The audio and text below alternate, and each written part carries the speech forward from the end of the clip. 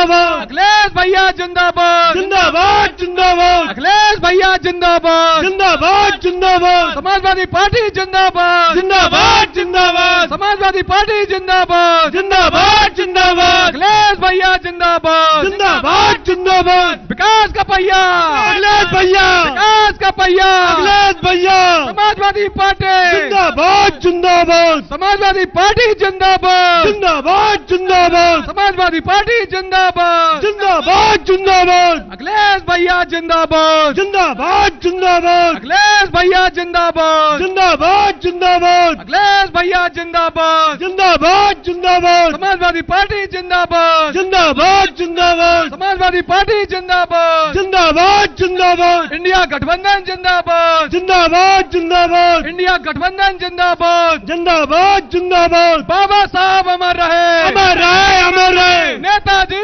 अमर रहे, अमर रहे, अमर रहे, नेताजी अमर रहे, अमर रहे, अमर रहे, जिसका जलवा कायम है, उसी का नाम मुलायम है, शेरे हिंद मुलायम सिंह जिंदाबाद, अमर रहे, अखिलेश भैया जिंदाबाद, जिंदाबाद जिंदाबाद, अखिलेश भैया जिंदाबाद, जिंदाबाद जिंदाबाद, समाजवादी पार्टी जिंदाबाद, जिंदाबाद जिंदाबाद, समाजवादी पार्टी जिंदाबाद, जिंदाबाद जिंदाबाद, इंडिया गठबंधन जिंदाबाद, जिंदाबाद जिंदाबाद, समाजवादी पार्टी जिंदाबाद।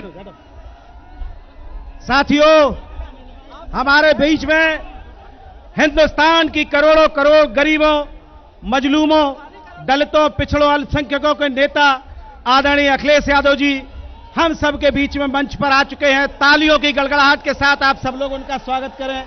माननीय राष्ट्रीय अध्यक्ष जी का सभी साथियों से अनुरोध है कि सभी लोग राष्ट्रीय अध्यक्ष जी से मिलकर अपने अपने स्थान पर बैठ जाए, कोई अव्यवस्था ना करे। सभी साथीगण हमारे राष्ट्रीय अध्यक्ष आदरणीय अखिलेश यादव जी से भेंट करके अपनी अपनी जगहों पर बैठ जाएं। ठीक, अब मैं इसी के साथ कृपया मंच पर बैठे सभी हमारे वरिष्ठ नेतागण अपना अपना स्थान ग्रहण कर ले। सभी सम्मानित हमारे साथी, सभी साथियों से मेरा अनुरोध है, जो लोग मंच पे सीनियर नेता बैठे हैं आप हट जाइए। सीनियर नेता जो हैं वो माननीय राष्ट्रीय अध्यक्ष जी आ चुके हैं। आप लोग अपनी अपनी कुर्सियों से ना हटें। सुरक्षा मानकों को देखते हुए सभी लोग अपनी अपनी कुर्सी पर जमे रहें। जिसको बुलाता जाऊंगा वो एक एक करके आता जाए। इसी के साथ मैं सबसे पहले इंडिया गठबंधन के प्रत्याशी भाई जितेंद्र दोहरे जी से कहूंगा कि वो आए। जितेंद्र दोहरे जी वो आए और माननीय राष्ट्रीय अध्यक्ष जी के समक्ष अपने लिए वोटों से जनता की अपील करें। माननीय जितेंद्र दोहरे जी। हमारे राष्ट्रीय अध्यक्ष माननीय अखिलेश यादव जी का बहुत बहुत स्वागत करते हुए और मंच पर बैठे हमारे सभी वरिष्ठ समाजवादी पार्टी के सभी सम्मानित नेतागण और यहां पर आए हुए पूरे औरैया के लाखों की तादाद में सम्मानित जनता का पैर छू करके आशीर्वाद लेता हूं कि आप लोगों ने पूरा परचम लहरा दिया है। आप लोगों का बहुत बहुत सम्मान करता हूं और मैं आपसे आग्रह करता हूं कि आप लोग 13 तारीख को अपना 10 साल का भाजपा का गुस्सा 13 तारीख को चुनाव चिन्ह साइकिल वाले खाने में बटन दबा करके भारी बजट बना देना। आप लोगों का एहसान कभी नहीं भूलूंगा। आपके घर नहीं पहुंच पाया, लेकिन मैं वादा करता हूं 13 तारीख के बाद भी अपना अभियान चालू रखूंगा और हर सभी के दहलीज पर आकर अपना माथा टेककर सभी का आशीर्वाद लेता रहूंगा। आप लोगों ने सभी ने दिखा दिया है इस लोकतंत्र की लड़ाई में परम पूज्य बाबा साहब का संविधान की रक्षा के लिए आप सभी लोग 13 तारीख को मतदान करें। आपके बीच में राष्ट्रीय अध्यक्ष जी आ चुके हैं, उनके सम्मान में सभी लोग ताली बजा करके स्वागत करें, अभिवादन करें। इसी बीच में मैं अपनी भाषा को विराम देता हूं। मैं अपना पूरा समय मैं अपना राष्ट्रीय अध्यक्ष माननीय अखिलेश यादव जी को मैं पूरा समय देता हूं। जय हिंद, जय भारत, जय भीम। मेरा अनुरोध है, ये साथी जो हमारे साउंड के पोल पे चढ़ गए हैं, मेरा हाथ जोड़ के निवेदन है, कृपया नीचे उतर जाइए। अपने नेता की सुरक्षा और अपनी सारी, भैया आपसे अनुरोध है, नीचे उतर जाए, नीचे। ये साउंड की व्यवस्था खराब हो जाएगी। आपसे निवेदन है, कृपया नीचे उतर जाएं। साथियों, मैं आज माननीय राष्ट्रीय अध्यक्ष जी के समक्ष औरैया से पूर्व विधायक रहे, पूर्व मंत्री श्री रामजी शुक्ला और श्री लालजी शुक्ला जी से अनुरोध करता हूं कि माननीय राष्ट्रीय अध्यक्ष जी का प्रतीक चिन्ह देकर उनका स्वागत करें। श्री रामजी शुक्ला और लालजी शुक्ला जी।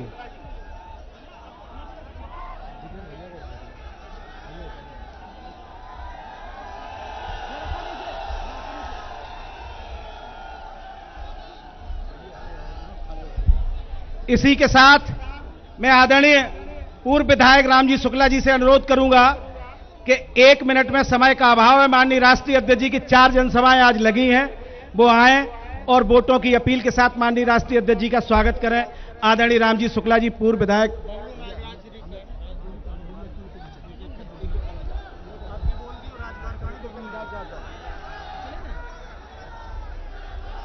औरैया की पावन धरती पर आज इस ऐतिहासिक कार्यक्रम में समाजवादी पार्टी के राष्ट्रीय अध्यक्ष माननीय अखिलेश यादव जी का स्वागत करता हूं। मैं और मेरा छोटा भाई लालजी और हमारे साथ आए हुए सभी लोग स्वागत करते हैं, अभिनंदन करते हैं और हम ये अपील करते हैं कि जोरदार तालियों से राष्ट्रीय अध्यक्ष जी का स्वागत करें।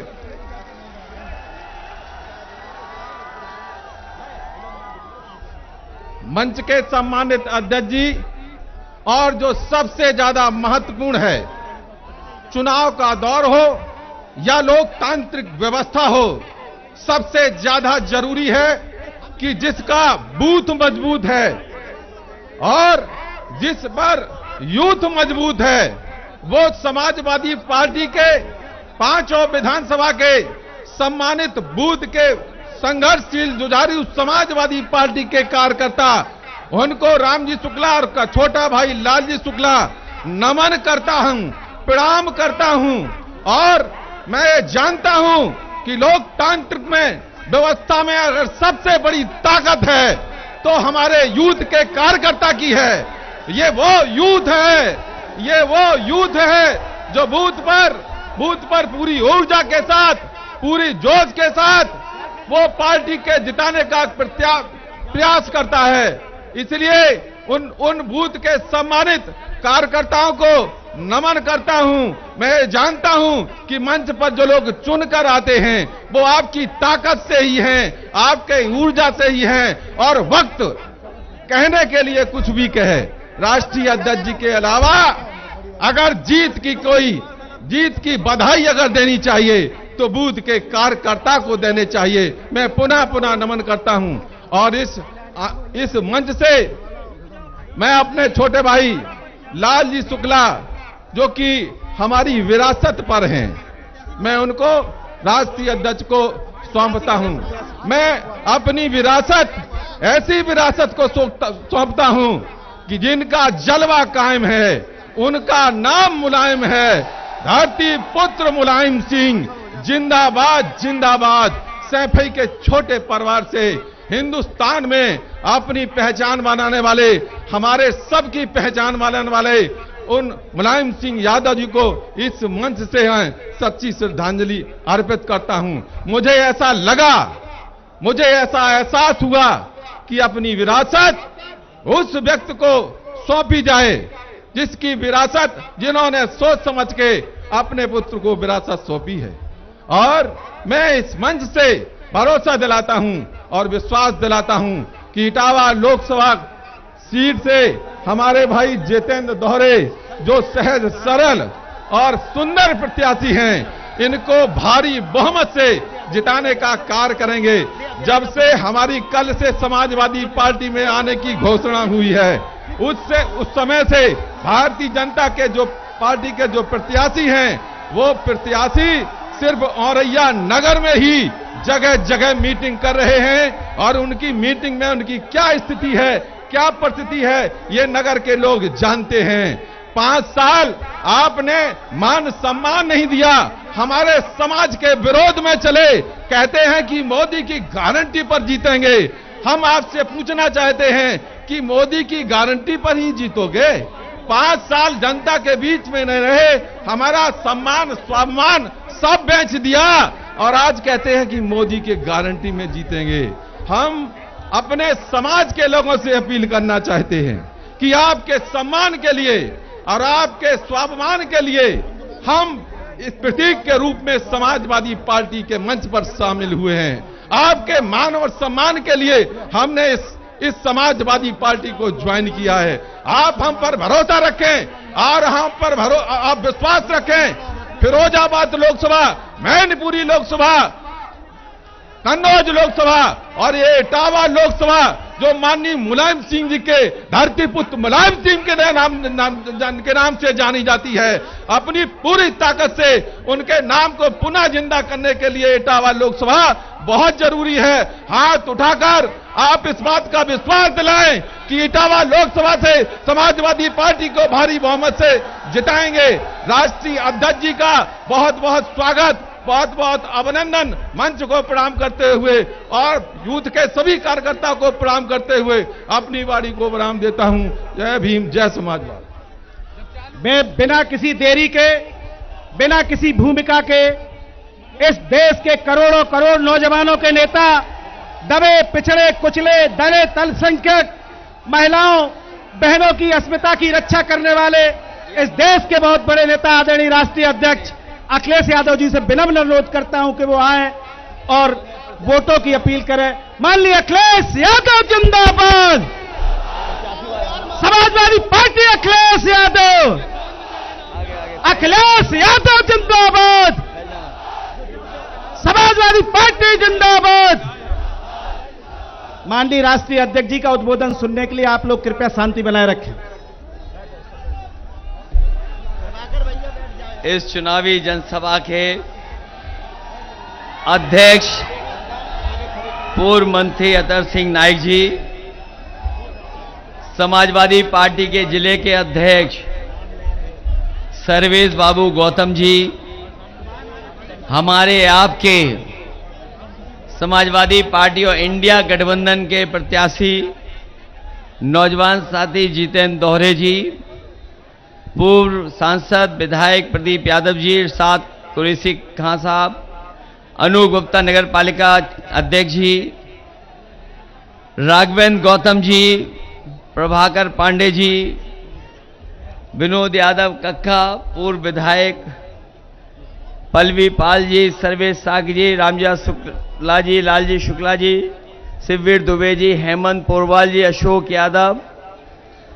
यादव जिलाध्यक्ष पूर्व, श्रीमती मिथिलेश कटियार और बहुजन समाज पार्टी में रहे प्रदेश के अध्यक्ष समाजवादी पार्टी के राष्ट्रीय सचिव आरएस कुशवाहा जी और बड़ी संख्या में मंच पर जिन साथियों का मैं नाम नहीं ले पा रहा हूं, हमारी पार्टी के सभी नेता, नौजवान साथी, मंच में बैठी हुई राष्ट्रीय अध्यक्ष महिला सभा जूही सिंह जी, रामाशय विश्वकर्मा जी और इस चुनावी जनसभा में यहां पर उपस्थित बड़ी संख्या में हमारे आदरणीय बुजुर्ग, माताएं, बहनें, नौजवान साथी, पत्रकार बंधु, मैं सबसे पहले आप सबका बहुत बहुत धन्यवाद और आभार प्रकट करूंगा इस ऐतिहासिक कार्यक्रम के लिए।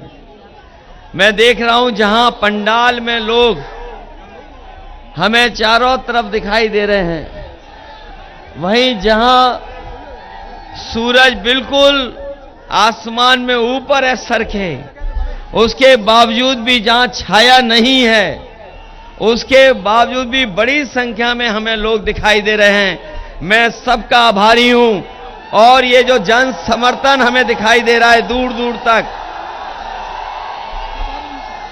ये जो जन समर्थन, ये जो हमें जन समर्थन दिखाई दे रहा है, ये जन समर्थन भरोसा दिला रहा है कि न केवल इस बार इटावा में और आसपास की लोकसभाओं में जीत होने जा रही है, बल्कि रिकॉर्ड मतों से समाजवादी पार्टी और इंडिया गठबंधन जीतने जा रहा है।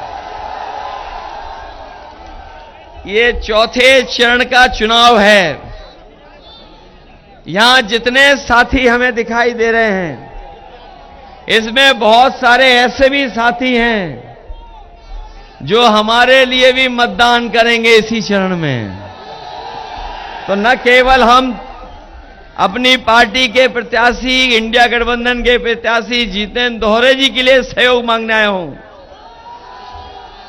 बल्कि आप सब लोग मिलकर के कन्नौज में हमारी भी मदद करना। ये तो पहला लोकसभा चुनाव लड़ रहे हैं, लेकिन हम भी बहुत दिनों बाद चुनाव लड़ रहे हैं।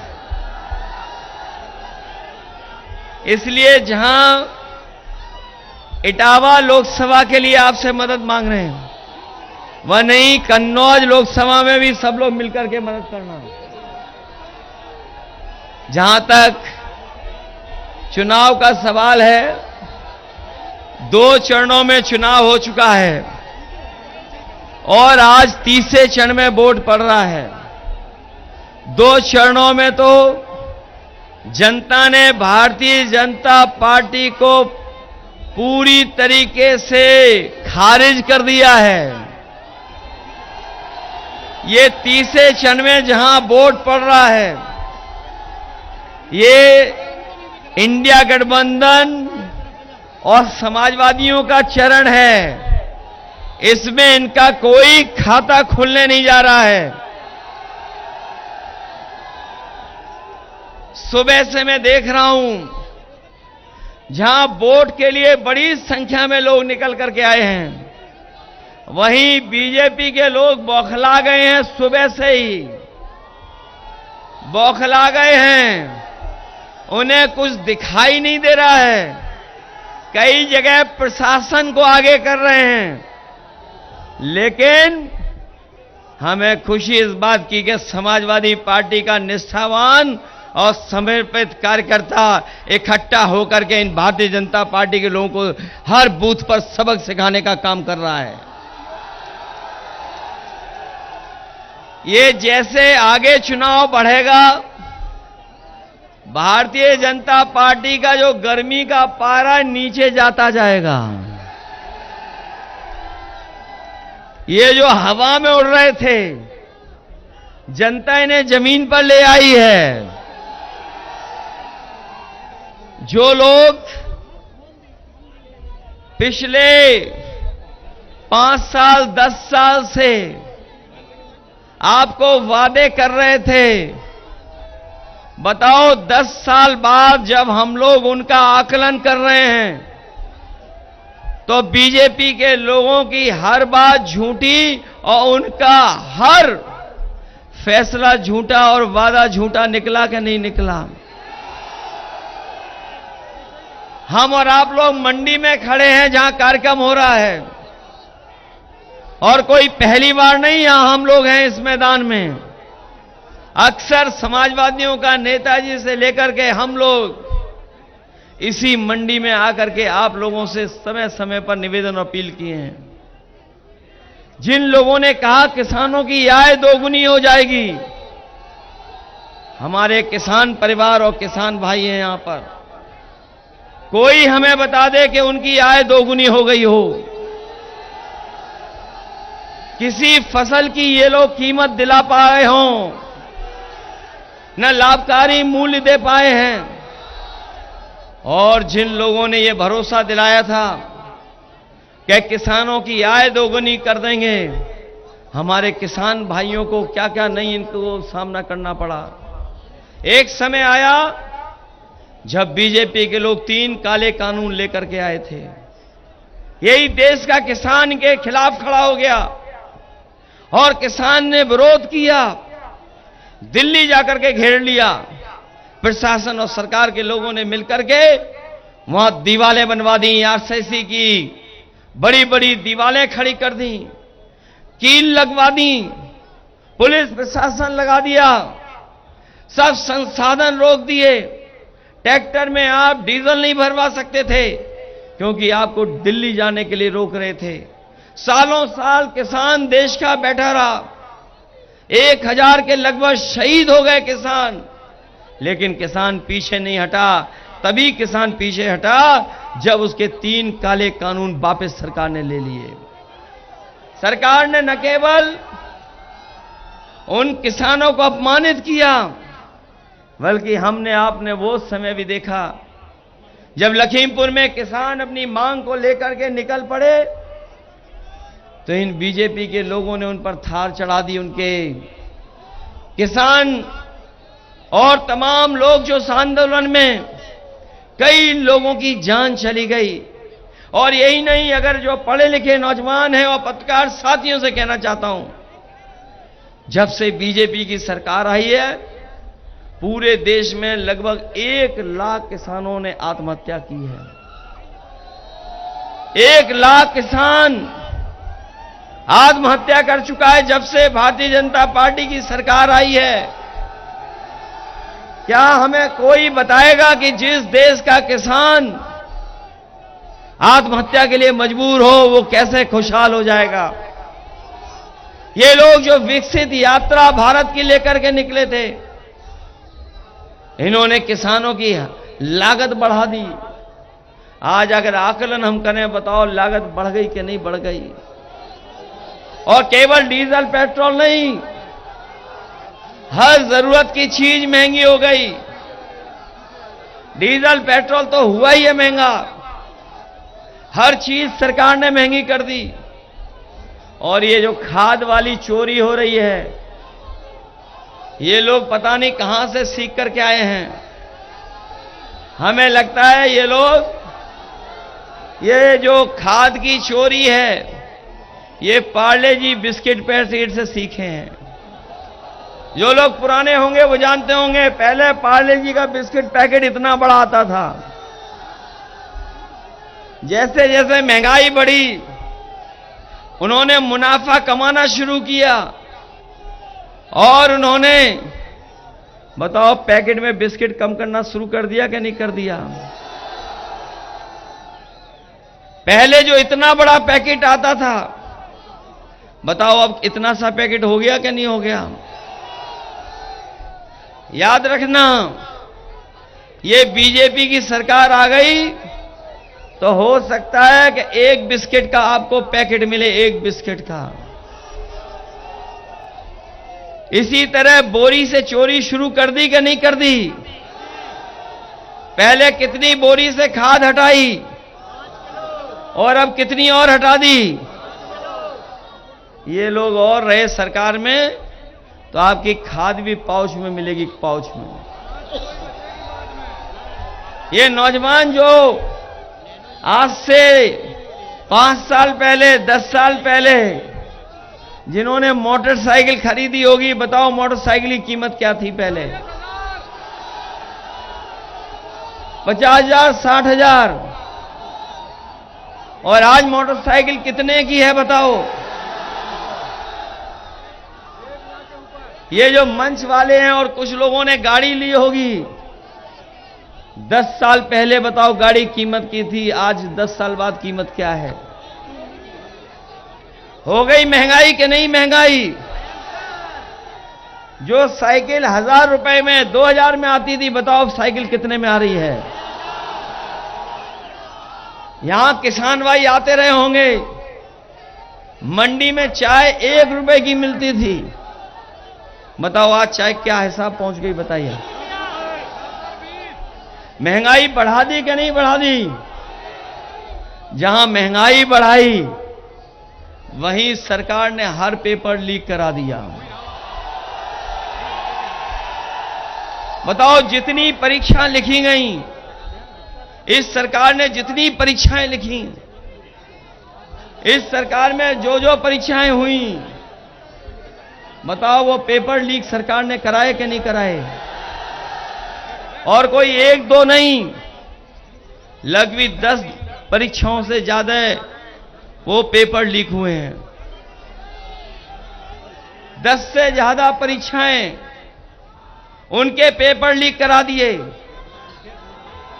और अगर हिसाब किताब हम लोग लगाएं, मैंने कई मौकों पर कई सभाओं में हिसाब किताब बताया कि अभी तक उत्तर प्रदेश में 60 लाख ऐसे नौजवान हैं जो परीक्षा लिखने गए थे। परीक्षा लिखने के बाद जब वो घर लौटे तो पता लगा कि पेपर लीक हो गया, उनके सपनों को तोड़ दिया। अगर 60 लाख बच्चे और उनके मां बाप, तो कुल मिलाकर के हिसाब लगा लें, अगर 3 एक परिवार से इस सरकार से नाराज हैं, तो बताओ 60 लाख गुणा 3 कितना हो गया? 60 लाख का गुणा कर दें 3 से, तो बताओ 1 करोड़ 80 लाख हो गए कि नहीं हो गए? और यही 1 करोड़ 80 लाख का भाग दे दें 80 लोकसभाओं में, तो बताओ कितना वोट कम हो गया हर लोकसभा में? 2,25,000 वोट कम हो गया कि नहीं हो गया? 2,25,000 हर लोकसभा में वोट कम हो गया, तो बताओ ये सरकार बचेगी कि नहीं बचेगी? और फिर अभी एक नौजवान यहां तख्ती लेकर के खड़ा था क्या एक एक वोट अग्निपथ हटाने के लिए। ये जो अग्निवीर की नौकरी है, हमारे फोर्स के जवान खड़े हैं, आर्मी के रिटायर्ड हैं, हम इनको और अपने नौजवानों को ये भरोसा दिला के जा रहे हैं, आने वाले समय में इंडिया गठबंधन की सरकार बनने जा रही है, अग्निवीर वाली व्यवस्था हमेशा हमेशा के लिए खत्म हो जाएगी।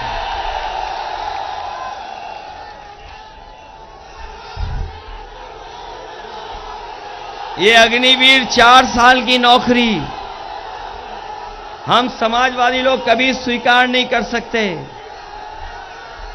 और इसलिए नहीं स्वीकार कर सकते क्योंकि अग्निवीर में जो नौजवान जाएगा, न उसे कोई वेतन मिलेगा, न कोई ऐसा सम्मान मिलने जा रहा है, और ना ही अगर शहीद हो गया, अगर अग्निवीर शहीद भी हो गया तो उसे कोई सम्मान नहीं मिलेगा।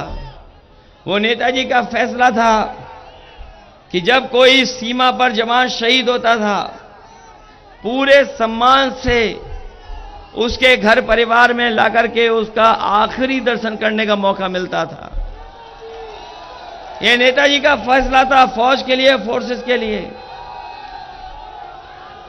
लेकिन जो अग्निवीर में भर्ती होगा उसे यह भी सम्मान नहीं मिलेगा। इसलिए फौज, न केवल फौज में जो लोग हैं बड़े बड़े अधिकारी, वो भी स्वीकार नहीं कर रहे हैं, और ये जो सुरक्षा को लेकर के भारतीय जनता पार्टी खिलवाड़ कर रही है सीमाओं की, हम समाजवादी लोग कभी स्वीकार नहीं करेंगे। और हम एक और बात बता दें, ये हमारे खाकी पहनने वाले भाई लोग, ये कभी कभी थोड़ा गुस्सा दिखाते हैं, इनकी मजबूरी है, बड़ी अधिकारियों का कहना मानना पड़ रहा है नौकरी की मजबूरी में। मन से तो ये भी सरकार के खिलाफ हैं। मैं इन्हें बताना चाहता हूं कि अभी तो अग्निवीर 4 साल की नौकरी हुई है, बीजेपी वाले सरकार में आ गए तो इनकी भी 3 साल की नौकरी कर देंगे। ये कभी कभी पूछते हैं ये कैसे संभव है, ये लोग सवाल करते हैं, प्रेस के लोग भी सवाल पूछते हैं कि ये कैसे संभव है। मैं उनसे पूछता हूं, बताओ कितने लोगों को पता था कि अग्निवीर की नौकरी 4 साल की हो जाएगी? यहां खड़े हुए जितने लोग हैं, कितनों को पता था कि ये बड़े बड़े एयरपोर्ट बिक जाएंगे, किसी को पता था, किसी को यह जानकारी थी कि बंदरगाह भी बेच देगी सरकार, किसी को पता था कि बैंकें डुबा देगी सरकार, और किसी को पता था कि लेटरल एंट्री से जिनको नौकरी देंगे वो भारत छोड़ करके बाद में भाग जाएंगे। किसी को पता था कि लेटरल एंट्री से नौकरी मिल जाएगी, आरक्षण छीन लेंगे। किसी को पता था कि आधी रात को नोटबंदी हो जाएगी। बताओ सरकारी नौकरियां संविदा पर आउटसोर्स में हो गई कि नहीं हो गई? ये जो लेटरल एंट्री के बारे में हम लोग कहते थे कि बड़े बड़े अधिकारी जो दिल्ली में नौकरी पा रहे हैं बिना आरक्षण के उनको भर्ती कर रहे हैं, वो 3 साल की नौकरी कर करके भारत छोड़कर चले गए बहुत से लोग। किसी को पता था कि लेटरल एंट्री से भी आईएएस बन जाएंगे? किसी को नहीं पता था। इसलिए हम आपसे कहना चाहते हैं कि ये भारतीय जनता पार्टी के लोग आपके और हमारे अधिकारों को भी छीनना चाहते हैं। जो बाबा साहब भीमराव अम्बेडकर जी का दिया हुआ संविधान, उसको भी खत्म करना चाहते हैं। संविधान जाएगा तो हमारे और आपके अधिकार छीन लिए जाएंगे। संविधान से को अगर ठेस पहुंचेगी तो हमसे आपसे ये पढ़ाई भी छीन लेंगे। संविधान को ठेस पहुंचेगी तो हमारा आरक्षण भी छीन लेंगे, नौकरी भी छीन लेंगे। बताओ ये संविधान को खत्म करना चाहते कि नहीं करना चाहते हैं? ये लोग जो 400 पार कह रहे थे, बताओ 2 चरणों के बाद ये 400 पार नहीं कह पा रहे हैं। कहां गया इनका नारा 400 पार? और ये कहते हैं कि डबल इंजन की सरकार है इनकी, डबल इंजन की। ये जो बड़े बड़े होर्डिंग लगे होंगे, आपने देखा होगा कई होर्डिंग पे एक इंजन गायब है। ये जो डबल इंजन वाली सरकार वालों के इंजन गायब हैं कि नहीं गायब हैं? और एक खटारा इंजन है, उसकी तो फोटो ही नहीं है होर्डिंग पर। बताओ उसकी फोटो है क्या खटारा इंजन की? होर्डिंग तो लगे होंगे मैनपुरी में भी और यहां भी औरैया में भी है बड़े बड़े होर्डिंग। बताओ जिनके पास दूसरा इंजन न हो, जो लोग पहले ही स्वीकार कर लिए हो कि हारने वाला है ये, तभी तो होर्डिंग में तस्वीर नहीं है। बताओ वो होर्डिंग से गायब है कि नहीं गायब खटारा इंजन?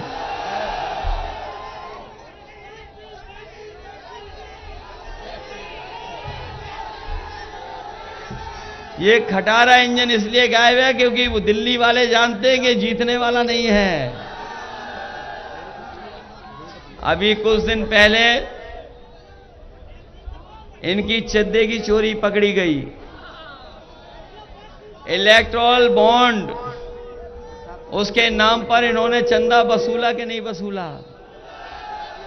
ये जो दूसरों को भ्रष्टाचारी कहते हैं, बताओ लंबी सूची मिल गई कि नहीं मिल गई वसूली वाली? कोई चंदा देता है तो 1000 रुपए का देता है, 5000 का देता है, 10,000 का देता है। ज्यादा संपन्न होगा तो 1 लाख का दे देगा चंदा, 2 लाख दे देगा। लेकिन बताओ बीजेपी के लोगों ने ईडी सीबीआई इनकम टैक्स का दबाव बना करके उद्योगपतियों से हजारों करोड़ रुपए का चंदा वसूला कि नहीं वसूला? और कई बार हमारे चैनल वाले साथी भी कुछ नहीं दिखाते, क्योंकि चैनल वाले साथी तो उनकी पुरानी कहावत है, जिनका दाना उसका गाना। जो देगा दाना उसी का गाएंगे गाना। बताओ ये सच्चाई है कि नहीं है? और बीजेपी वालों से अगर इलेक्टोरल बॉन्ड के बारे में पूछो तो उनका बैंड बज जा रहा है। और इन्होंने चंदा केवल बड़े बड़े उद्योगपतियों से नहीं लिया, बल्कि वैक्सीन कंपनी वालों से भी ले लिया। यहां तो बहुत से लोगों को वैक्सीन लग गई होगी, ये जो हमारे कर्मचारी लोग हैं इन्हें तो जबरदस्ती लगवा दी। बताओ इन्होंने जान को खतरा पैदा कर दिया कि नहीं कर दिया? और जब लोग, जिन लोगों के पास सर्टिफिकेट है, जो वैक्सीन का मिला है सर्टिफिकेट, बताओ वो जब देख करके जाएंगे तो वोट इनके खिलाफ डालेंगे कि नहीं डालेंगे? जिन्होंने वैक्सीन लगवाई सबके, कम से कम उन्हें जांच करानी चाहिए गरीबों की, और कम से कम जांच हो जाए फ्री, और साथ में ईसीजी भी, पता नहीं कब किसका हार्ट अटैक हो जाए। बताओ वैक्सीन से बीमारी फैली कि नहीं फैली? कम से कम हम तो बच गए इस बीमारी से। हम लोगों ने नहीं लगवाई। ऐसे तो हमें कुछ साथी दिखाई दे रहे हैं हमारे जैसे भी। इसलिए हम आपसे अपील करने आए हैं कि बीजेपी के लोग धोखा देते हैं, झूठ बोलते हैं, अपनी चतुराई से ध्यान हटाते हैं। इनसे सावधान रह के मतदान करना। और अपने किसान भाइयों को भरोसा दिला के जा रहे हैं कि जिस तरीके से उन्होंने उद्योगपतियों का कर्ज माफ किया है, हम अपने किसानों का भी पूरा का पूरा कर्ज माफ कराने का काम करेंगे। ये जो उद्योगपतियों का कर्ज माफ हुआ है, उसमें इन्होंने नियम बनाया कि 5 करोड़ के ऊपर जिन्होंने कर्ज लिया उनका कर्ज माफ होगा। उन्होंने उद्योगपतियों के लिए तो नियम बना दिया, लेकिन हमारे गरीब और किसान जिनके ऊपर केवल लाखों का कर्ज है, उनको दूर कर दिया। इसलिए अपने किसान भाइयों को, गरीबों कह के जा रहे हैं कि इंडिया गठबंधन ने फैसला लिया है, जब सत्ता में आएंगे तो पूरा का पूरा किसानों का और गरीबों का कर्ज माफ करने का काम करेंगे। न केवल कर्ज माफ, बल्कि सरकारी नौकरियां जो 30 लाख खाली हैं, उन नौकरियों को भी नौजवानों को देने का काम होगा। और पहले जिस तरीके से फौज में भर्ती होती थी, जितनी भर्ती होती थी, उससे ज्यादा और पक्की नौकरी फौज की देने का काम भी समाजवादी लोग करेंगे। अपनी बहनों की मदद के लिए लाखों साल का पैसा उनके अकाउंट में पहुंचाया जाएगा। पहले तो हम लोग समाजवादी पेंशन दे रहे थे, लेकिन अब फैसला लिया है कि गरीब बहनें, माताएं कैसे लखपति बने, उस दिशा में भी उनके अकाउंट में लाख रुपया पहुंचा करके उनका भी सम्मान करने का काम करेंगे। जिस समय चुनाव था तो राशन बहुत मिल रहा था, रिफाइंड तेल भी दे रही थी सरकार, दाल भी दे रही थी, नमक भी दे रही थी। और बताओ राशन में आजकल क्या मिल रहा है? क्या मिल रहा है आजकल राशन में?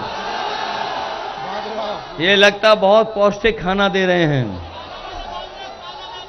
ये बीजेपी के लोगों ने कोई नई चीज ढूंढी है बहुत पौष्टिक।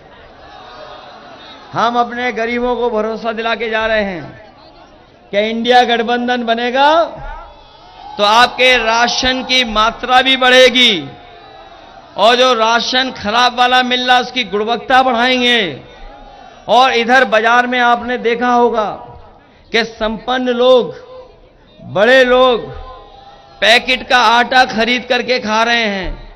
अपने गरीबों को राशन में पैक्ड आटा दे करके जो गुणवत्ता के साथ अच्छा होगा और आटा पौष्टिक होगा, आटा के साथ साथ डाटा भी फ्री देने का काम होगा। क्योंकि जहां पौष्टिक, स्वादिष्ट और गुणवत्ता के साथ आटा मिले, वहीं डाटा की जरूरत है, क्योंकि बिना डाटा के कोई चीज चल नहीं रही है। पहले जब मोबाइल आए थे तो डाटा फ्री था। बताओ अब पैसा लग रहा कि नहीं लग रहा? हर आदमी आटा और डाटा इस्तेमाल कर रहा है कि नहीं कर रहा? आज जो जानकारी हासिल करनी हो, ऑनलाइन पढ़ाई करनी हो या और जानकारी हासिल करनी हो, बताओ डाटा से, मोबाइल से, इंटरनेट से मिल रहा है कि नहीं मिल रहा है? समाजवादियों ने लैपटॉप बांटे थे, वो हमारे लोग जानते होंगे, अभी भी चल रहे होंगे। और जब बटन दबाते होंगे ऑन करने के लिए, तो उसमें नेताजी हम लोग दिखाई देते हैं कि नहीं दिखाई देते हैं? फोटो की नकल कर ली सरकार ने। जो लखनऊ वाले हैं हमारे, उन्होंने बताओ नकल कर ली समाजवादियों की नहीं कर ली?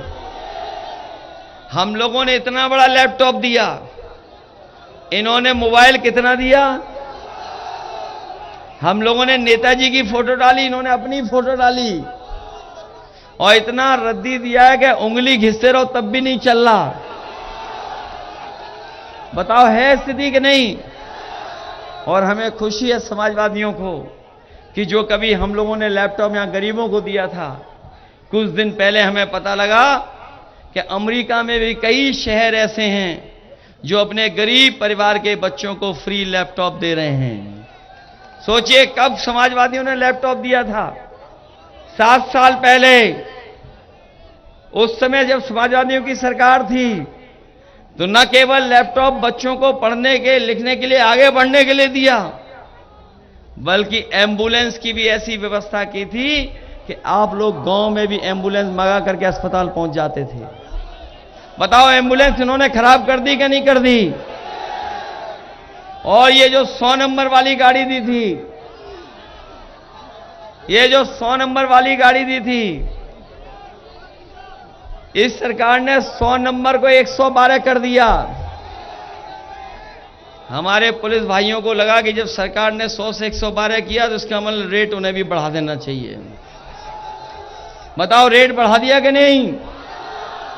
और अब सुनने में आया है कि अगर 100 नंबर से पुलिस बुला लिया आपने, तो दोनों पक्षों से पैसा वसूल लेती है। बताओ 100 नंबर खराब कर दी कि नहीं कर दी? जो समाजवादियों ने व्यवस्था बनाई थी वो खराब हो गई कि नहीं हो गई? हमारी समाजवादियों की नकल करने चले थे सड़क बनाने में। जो लोग बुंदेलखंड सड़क पे चले होंगे, बताओ कैसी बनी सड़क? और उसमें भी चले होंगे आगरा लखनऊ वाले पर, बताओ वो कैसी सड़क है? हमारे मुख्यमंत्री जी को पता ही नहीं था, वो दिल्ली सड़क ले जाना चाहते थे, लेकिन बताओ हमारे आपके घर में बीच में पहुंचा दी कि नहीं पहुंचा दी? और बनती अच्छी सड़क और कैसी बनाई इन्होंने? पहले तो चौड़ी नहीं है, जितनी चौड़ी होनी चाहिए चौड़ी नहीं है। और अगर उस सड़क पे चलोगे, अगर तेज चले तो बताओ कमर चली जाए कि पेट दर्द होगा यही नहीं पता है। बताओ पैसा लूटा इन्होंने कि नहीं लूटा बनाने में? इसलिए आप सबसे हम निवेदन करने आए इस चुनाव में। ये चुनाव कोई सामान्य चुनाव नहीं है। ये चुनाव जहां हमारे आपके भविष्य का है, वहीं आने वाली पीढ़ी के भविष्य का भी चुनाव है। और ये सत्ता में आ गए तो ये संविधान को बदल देंगे। हो सकता है कि बाबा साहब भीमराव अंबेडकर जी का दिया हुआ संविधान जो हमें अधिकार दिलाता है, जो एक वोट का अधिकार है, वो भी छीन सकते हैं ये लोग। बताओ हम लोगों ने और चुनाव में देखा कि नहीं देखा कि अधिकार छिन गए? जब ब्लॉक प्रमुखी का चुनाव हुआ तो बताओ वोट लूटा गया कि नहीं लूटा गया? एमएलसी के चुनाव में लूट लिया कि नहीं लूट लिया? जिला पंचायत में भी लूटा। इसलिए सावधान रहोगे कि नहीं रहोगे? वोट वाले दिन घबरा तो नहीं जाओगे आप लोग? अगर कोई मदद करने के लिए भी न पहुंचे तो बताओ घबरा तो नहीं जाओगे आप लोग? अगर आप संविधान बताना चाहते बचाना, तो आपको हर जोखिम उठाना पड़ेगा। बताओ जोखिम उठाने के लिए तैयार हो कि नहीं हो? क्योंकि अगर बूथ पर वोट नहीं पड़ा तो हम लोग इनका मुकाबला नहीं कर पाएंगे। ये संविधान मंथन का चुनाव है। एक तरफ वो लोग हैं जो संविधान को खत्म करना चाहते हैं, संविधान के भक्षक लोग हैं, और दूसरा हम और आप लोग इंडिया गठबंधन के लोग वो हैं जो संविधान की रक्षा करना चाहते हैं। बताओ संविधान की रक्षा करेंगे कि नहीं करोगे? ये तो औरैया अपने घर के लोग हैं, ये जिला अलग हो गया है, लेकिन ये सब घर परिवार के लोग हैं। हम अपने संगठन के लोगों को भरोसा दिलाते हैं और कहेंगे कि जो हमारे निष्ठावान और कर्मठ कार्यकर्ता हैं, अभी चाहे हम मिल पाए ना मिल पाए, लेकिन चुनाव के बाद जो हमारे निष्ठावान कार्यकर्ता हैं उनसे जरूर मिला करके उनसे परिचय कराने का काम हमारे संगठन के लोग करें। इसलिए अपना बूथ जिताओगे। ये हमारे बहुत सारे साथी हैं, वो जानते हैं कि ओल्ड पेंशन स्कीम भी हम लोग बहाल कर देंगे। बताओ, ओल्ड पेंशन स्कीम चाहते थे आप लोग, क्या नहीं चाहते थे? तो इसलिए बहुत से बदलाव करने हैं। जो उत्तर प्रदेश का विकास रुका पड़ा है उसको आगे बढ़ाना है, वहीं अपने किसानों को और नौजवानों को नौकरी देकर के उनको खुशहाल बनाने का काम हम सब लोग मिलकर के करेंगे। मुझे पूरा भरोसा है इस चुनाव में आप लोग मदद करेंगे। वहीं मुझे खुशी है इस बात की कि पूर्व मंत्री एवं विधायक श्री रामजी शुक्ला जी और उनके भाई लालजी शुक्ला जी आज दोनों समाजवादी पार्टी में न केवल ये लोग हैं बल्कि इनके हजारों समर्थक भी आज समाजवादी पार्टी में शामिल हुए हैं। मैं अपनी तरफ से और समाजवादी पार्टी की तरफ से इनका और इनके तमाम सहयोगी साथियों का बहुत बहुत स्वागत और बहुत बहुत बधाई देता हूं। साथ में सुधीर गुप्ता जी, राजेश राजपूत जी, आशीष चतुर्वेदी जी जो आज समाजवादी पार्टी में बड़ी संख्या में साथ आ रहे हैं, मैं उनका भी बहुत बहुत धन्यवाद देता हूं।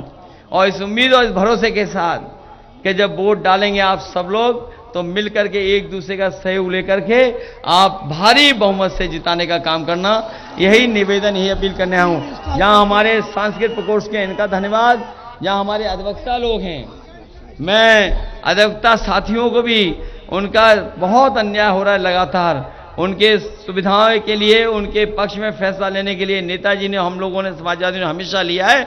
आने वाले समय में उनके साथ न अन्याय हो उसके लिए हम लोग लगातार काम करते रहेंगे। इसलिए मदद करिए सब लोग। हटाओगे बीजेपी को, हटाइए इस खटारा इंजन को। बताओ, इंजन खटारा है बीजेपी का कि नहीं? और हमारा एक गाना था, सांसद हाजिर हों, वो वाला गाना है नहीं शायद, लगता है इनके पास है क्या नहीं है गाना? एक गाना बना था, किसी साथी ने बनाया था सांस्कृतिक प्रकोष्ठ के लोगों ने, कि सांसद हाजिर हों। उनके लिए है कि जिन्होंने कोई काम नहीं किया, अगर किसी साथी के पास हो तो हमारे औरैया वालों को जरूर सुनाएं कि जो सांसद कोई काम न कर रहा हो तो बताओ दोबारा चुन करके भेजोगे? जिसकी भाषा खराब हो उसको चुन करके भेजोगे? जिसने सबको अपमानित किया उसको भेजोगे आप? और बताओ, कन्नौज से, औरैया से, इटावा से, मैनपुरी से सबसे बड़े सांसद, प्रधान सांसद पहले ही किनारा कर ले गए। बताओ, किनारा कर लिया उन्होंने कि नहीं कर लिया? कहां सभा की जाके? बताओ, कहां पे सभा की जाके? बताओ, किनारा कर लिया इन सबसे कि नहीं कर लिया? बताओ, कन्नी काट के चले गए कि नहीं चले गए? क्योंकि वो भी जानते हैं कि ये जीतने वाले नहीं हैं, क्यों यहां आकर के अपना वोट मांगे इनके लिए। न कन्नौज गए, न इटावा गए, न औरैया गए, कहां गए? किस किनारे गए थे? बताओ, बताओ, किनारा कर लिया हम लोगों से कि नहीं कर लिया? चलिए, आप सबका बहुत बहुत धन्यवाद, बहुत बहुत आभार व्यक्त करता हूं। ले लगा जो साथी हमारे हाजिर हो सांसद जी, हाजिर हो, हाजिर हो, हाजिर हो सांसद जी, हाजिर हो। पिछले 5 साल का दे हिसाब, क्या दिया क्षेत्र को दे जवाब। बहुत हुए प्रचार के किस्से, क्या सच में आया जनता के हिस्से? सांसद जी आकर बतलाओ, नहीं तो वापस फिर ना आओ, नहीं तो वापस फिर ना आओ, नहीं तो वापस फिर ना आओ। हाजिर हो सांसद जी, हाजिर हो, हाजिर हो, हाजिर हो सांसद जी, हाजिर हो। किसान को भूले वोट को लेकर, आय दुगनी का हाँ जुमला देकर, छुट्टा पशुओं ने किया नाक में दम, करी यूरिया बोरी से कम।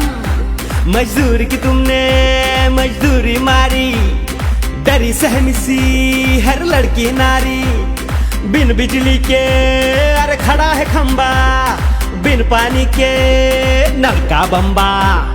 जेब भरी पर भरा न गड्ढा, बिन दवा इलाज परेशान है दद्दा। दुगना हुआ महंगाई से खर्चा, लीक हुआ एग्जाम का पर्चा। बेरोजगारी और बेकारी, लगी नौकरी भी गई है मारी। है भ्रष्टाचार का बोलबाला, कारोबार पे लग गया ताला। झूठे निकले सांसद के वादे, जनता से फिरते अब भागे भागे। गुस्से में जनता ने यही पुकारा, अब ऐसा सांसद नहीं दोबारा, नहीं दोबारा, नहीं दोबारा, नहीं दोबारा। अब ऐसे सांसद खारिज हो, खारिज हो, खारिज हो। अब ऐसे सांसद खारिज हो, खारिज हो, खारिज हो। अब ऐसे सांसद खारिज हो।